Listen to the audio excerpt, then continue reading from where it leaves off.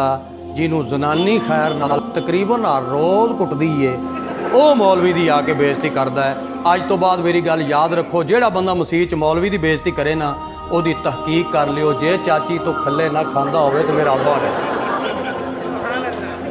ਕਿਉਂਕਿ ਇੱਜ਼ਤ ਵਾਲਾ ਬੰਦਾ ਇੱਜ਼ਤ ਵਾਲੇ ਬੰਦੇ ਦੀ ਬੇਇੱਜ਼ਤੀ ਕਰ ਨਹੀਂ ਸਕਦਾ। ਬੰਦਾ ਕਮੀਨਾ ਕਰਦਾ, ਇੱਜ਼ਤ ਵਾਲਾ ਤੇ ਇੱਜ਼ਤ ਤਕਸੀਮ ਕਰਦਾ। ਜਿਹੜਾ ਮੌਲਵੀ ਨੂੰ ਆਖੇ ਇਹ ਦੇਰ ਨਾਲ ਕਿਉਂ ਆਇਆ ਤੇ ਸਵੇਰ ਨਾਲ ਕਿਉਂ ਆਇਆ, ਸਮਝ ਲੈ ਕੇ ਇਹਦੀ ਲਿਟਰੇਸ਼ਨ ਹੋਈ ਹੈ ਤੇ ਉਹਨੂੰ ਤੂੰ ਕੁਝ ਨਾ, ਕਿਉਂਕਿ ਵਿਚਾਰਾ ਘਰੋਂ ਵੀ ਖੱਲੇ ਖਾ ਕੇ ਆਇਆ ਤੇ ਅੱਗੋਂ ਤੂੰ ਵੀ ਆਕੜ ਜਾਏ ਤੇ ਗਰੀਬ ਜਾਵੇ ਕਿਹੜਾ, ਮਰ ਜਾਏਗਾ। ਕੋਈ ਗੱਲ ਨਹੀਂ, ਕੁਝ ਨਾ ਆਖ ਉਹਨੂੰ। ਮੌਲਵੀ ਦੀ ਤੋਹੀਨ ਕਦੀ ਇੱਜ਼ਤ ਵਾਲਾ ਬੰਦਾ ਨਹੀਂ ਕਰੇਗਾ, ਨਸਲੀ ਬੰਦਾ ਨਹੀਂ ਕਰੇਗਾ। ਜਿਹਦੇ ਜਿਸਮ ਵਿੱਚ ਚੰਗੇ ਮਾਂ ਬਾਪ ਦਾ ਖੂਨ ਹੈ, ਆਲਮੇ ਦੀਨ ਦੀ ਤੋਹੀਨ ਨਹੀਂ ਕਰੇਗਾ। ਇਹ ਕੰਮ ਕਮੀਨਾ ਬੰਦਾ ਕਰੇਗਾ, ਭੈੜਾ ਬੰਦਾ ਕਰੇਗਾ, ਘਟੀਆ ਬੰਦਾ ਕਰੇਗਾ। ਬਾਕੀ ਮੌਲਾ ਮਾਂ ਨੂੰ ਇਹ ਕਹਾਂਗਾ, ਜਿਹੜੇ ਬਾਇਜ਼ਤ ਮੇਰੇ ਸਾਥੀ ਬੈਠੇ ਨੇ, ਉਹਨਾਂ ਨੂੰ ਇਹ ਅਰਜ਼ ਕਰਾਂਗਾ ਕਿ ਜਦੋਂ ਤੁਸੀਂ ਨਮਾਜ਼ ਪੜ੍ਹਾਉਂਦੇ ਹੋ, ਬਾਹਰ ਭਾਵੇਂ ਕੋਈ ਚਵਲਾ ਸ਼ਵਲਾ ਮਾਰਦਾ ਹੈ, ਮਗਰ ਤੇਰਾ ਸ਼ਾਨ ਅੱਲਾ ਕਿੰਨਾ ਬਣਾਇਆ। ਜਦੋਂ ਤੂੰ ਨਮਾਜ਼ ਪੜ੍ਹਨਾ, ਜਿੱਥੇ ਤੇਰੇ ਪੈਰ ਹੁੰਦੇ ਨੇ ਤੇ ਪੂਰਾ ਮਹੱਲਾ ਤੇਰੇ ਪੈਰਾਂ ਵਿੱਚ ਮੁਹੰਮਦ ਦੇ ਰੱਬ ਨੇ ਕਿਵੇਂ ਝੁਕਾਇਆ। ਹਾਇਆ ਹਾਇਆ, ਇਹ ਮੰਜ਼ਰ ਕਦੀ ਵੇਖਿਆ ਹੀ? ਇਹਦੇ ਉੱਤੇ ਵੀ ਤੂੰ ਗੌਰ ਫਿਕਰ ਕਰ ਤੇ ਸੋਚ। ਮੇਰੀ ਬੜੀ ਪੁਰਾਣੀ ਤਕਰੀਰ ਦਾ ਜੁਮਲਾ ਜਵਾਨੀ ਵੇਲੇ ਵਾਲੀ ਦਾ। ਮੈਨੂੰ ਇੱਕ ਬੰਦਾ ਟੱਕਰਿਆ ਤੇ ਕਹਿਣ ਲੱਗਿਆ, ਡੋਗਰ ਸਾਹਿਬ। ਮੈਂ ਕਿਹਾ ਬਿਸਮਿल्ला ਕਰਾਂ। ਕਹਿਣ ਲੱਗਾ, ਜੀ ਮਸੀਤ ਦਾ ਮੌਲਵੀ ਸਾਹਿਬ ਚਲੇ ਗਏ ਨੇ, ਤੁਰਨ ਫਿਰਨ ਵਾਲਾ ਬੰਦਾ ਹੈ, ਕੋਈ ਇਮਾਮ ਲੱਭਦੇ। ਇਮਾਮ ਬਿਲਕੁਲ ਮੇਰੀ ਤਰ੍ਹਾਂ ਪੜ੍ਹਿਆ ਲਿਖਿਆ ਸੀ, ਇਮਾਮ। ਮੈਂ ਕਿਹਾ ਜੀ ਬਿਲਕੁਲ ਇਮਾਮ ਲੱਭ ਕੇ ਦਿੰਦੇ ਹਾਂ, ਤੇ ਇਹ ਫਰਮਾਓ। ਮੈਂ ਕਿਹਾ ਕਿਵੇਂ ਹੋਵੇ? ਹਾਫਜ਼ ਹੋਵੇ, ਹਾਫਜ਼। ਮੈਂ ਕਿਹਾ ਚਲੋ ਬਈ, ਪੂਰਾ ਹਾਫਜ਼ ਹੋਵੇ, ਕਾਰੀ ਵੀ ਹੋਵੇ।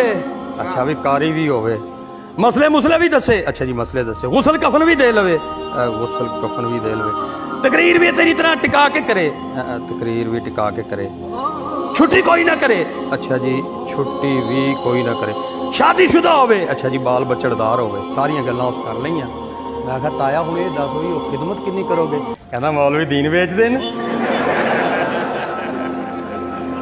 ਮੈਂ ਕਿਹਾ ਮੈਂ ਸਮਝ ਗਿਆ ਕਿ ਕੀ। ਮੈਂ ਕਿਹਾ ਤੂੰ ਇਸ ਤਰ੍ਹਾਂ ਕਰ, ਬਹਾਵਲਪੁਰੋਂ ਪਲਾਸਟਿਕ ਦਾ ਲੈ ਆ ਮੌਲਵੀ, ਉਹਦੇ ਵਿੱਚ ਫੂਕ ਭਰ ਲਈ, ਤੇ ਜਦੋਂ ਨਮਾਜ਼ ਪੜ੍ਹੀ ਤੇ ਫੂਕ ਕਰਕੇ ਉਹਨੂੰ ਨੁੱਕਰ ਨਾਲ ਲਾ ਦਿੱਤਾ। ਉਹ ਤੈਨੂੰ ਵੱਢਣੋਂ ਬਤਕਾਂ ਹੈਂ, ਤੂੰ ਦੁਨੀਆ ਤੋਂ ਜਾਵੇਂ ਤੇ ਤੇਰੀਆਂ 7 ਜੁਮੇ ਰਾਤਾਂ ਦੀ ਤਕਰੀਰ ਮੇਰੀ ਹੋਵੇ, ਅੱਲਾ ਕਰੇ। ਤੈਨੂੰ ਹਯਾ ਨਹੀਂ ਆਂਦੀ? ਤੇਰੀ ਸੱਸ ਹੈ, ਸਾਡੀ ਕੋਈ ਨਹੀਂ। ਤੇਰੀ ਰਿਸ਼ਤੇਦਾਰੀ ਹੈ, ਸਾਡੀ ਕੋਈ ਨਹੀਂ। ਸਾਡੇ ਬੱਚੇ ਪੈਸੇ ਨਹੀਂ ਮੰਗਦੇ, ਨਹੀਂ ਅਸਾਂ ਕੀ ਖਾਂਦੇ ਆ, ਅਸਾਂ ਖਲ ਖਾਂਦੇ ਆ। ਉਹ ਬੰਦੇ ਦੇ ਪੁੱਤਰਾਂ ਵਾਲਾ ਕੰਮ ਕਰ, ਹੋਵੇ ਪੜ੍ਹਿਆ ਲਿਖਿਆ, ਤੇ ਉਦੋਂ ਵਾਲਾ ਦੀਨ ਵੇਚਦਾ। ਇਸ ਵਾਸਤੇ ਸ਼ਫਕਤ ਕਰੋ ਤੇ ਮਿਹਰਬਾਨੀ ਕਰੋ, ਆਪਣੇ ਉਲਮਾ ਦੀ ਕਦਰ ਕਰੋ, ਉਲਮਾ ਦਾ ਇਹਤਰਾਮ ਕਰੋ। ਜ਼ਿੰਦਾ ਨੂੰ ਵੀ ਮੰਨੋ, ਮਰਨ ਤੋਂ ਬਾਅਦ ਜੋ ਮੰਨਣਾ ਹੈ, कुरान की कसम मरण तो बाद मनना है। उम्र भर संग जनी करते रहे अहले चमन, ये अलग बात है दफनाएंगे बड़े एजाज के साथ। जेड़े बाबियां नूं जिंदगी सारी असी सोली ते चढ़ाया, तकलीफां दित्तियां न, मरण तो बाद इन्हां दीयां कबरां ते गुंबद बनाए ते चादरां चढ़ाइयां, की मन्निया ते फिर की मन्निया सोहणिया। फिर वेखण आना है जिंदगी च मन, किस वेले जिंदगी विच भी पैर चो। अल्लाह सारे बाइज़्ज़त साथियां दी हाज़री कबूल फरमाए, तुहाडा सारियां दा आना कबूल फरमाए। लफज 1 मिनट दा है, मन लो भला ते ना मनो भला। बंदा सारा दिन मेहनत मजदूरी करे ते 8 घंटे लावे, ते जदों मालिक आखे लै जी मजदूरी दा 500 लवे ते आखे मैं रुस गया, वो बंदा अकलमंद ही है ना? बोलो, वो सारा दिन खजल खराब होया, मजदूरी कीती है, ते जदों टाइम मजदूरी लैण दा आया ते रुस के चलिया जावे, अकलमंद है? नहीं।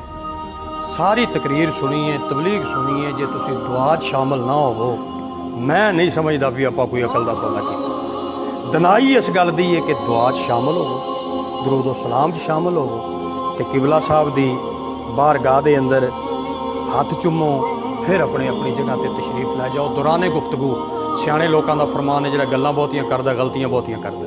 गल्लां करदा ते बंदा गलतियां करदा। की होया मैं भुल गया, मैं हुसन फुल्ला नाल तुलदा वेखिया, मैं इश्क खारा नाल रुलदा वेखिया। की होया मैं भुल गया वां दोस्तो, मैं आदमी 100 बार भुलदा वेखिया। दौराने गुफ्तगू जिहड़े चंगे लफ्ज़ मेरे मूँह चों निकले, वो मेरे अल्लाह की तरफों निकले। जिहड़ी कोई वाधा घाटा होया, यकीनन मैं इल्म नहीं रखदा, मैं समझ नहीं रखदा, मैनू दीन दी सही मार्फत कोई नहीं। ਉਹਦੀ ਮੈਂ ਤੋਬਾ ਕਰਦਾ ਉਲਮਾ ਹੱਕਾ ਦੀ ਮੌਜੂਦਗੀ ਦੇ ਅੰਦਰ। ਅੱਲਾ ਮੈਨੂੰ ਮਾਫੀ ਅਤਾ ਫਰਮਾਏ, ਜਿਹੜੇ ਚੰਗੇ ਲਫ਼ਜ਼ ਨਿਕਲੇ ਅੱਲਾ ਕਬੂਲ ਫਰਮਾਏ। मैं 20 25 30 ਸਾਲਾਂ ਦੀਆਂ ਤਕਰੀਰਾਂ ਵਿੱਚ ਜੋ ਵੀ ਗਲਤੀਆਂ ਕਰ ਬੈਠਾ ਉਹਦੀ ਸਾਰਿਆਂ ਦੀ ਤੋਬਾ ਪਿਆ ਕਰਨਾ। ਅੱਲਾ ਮੈਨੂੰ ਮਾਫੀ ਅਤਾ ਫਰਮਾਏ। ਜ਼ਿੰਦਗੀ ਦਾ ਕੋਈ ਪਤਾ ਨਹੀਂ ਕਿਹੜੇ ਵੇਲੇ ਫੂਕ ਨਿਕਲ ਜਾਏ, ਕਬਰ ਦੇ ਅੰਦਰ बड़ा औखा काम है। अल्लाह सब की हाज़री कबूल फरमाए। हजूर बाबा जी सरकार नूं मुझ गुनाहगार उत्ते आप सब उत्ते खुश फरमा देवे, ये साडे उत्ते राज़ी हो जान। ये साडे बुजुर्ग ने, ये साडे वड्डे ने, असीं इन्हां दे कदम बोसी वास्ते हाज़र होए हां। अस्सलामु अलैकुम व रहमतुल्लाह।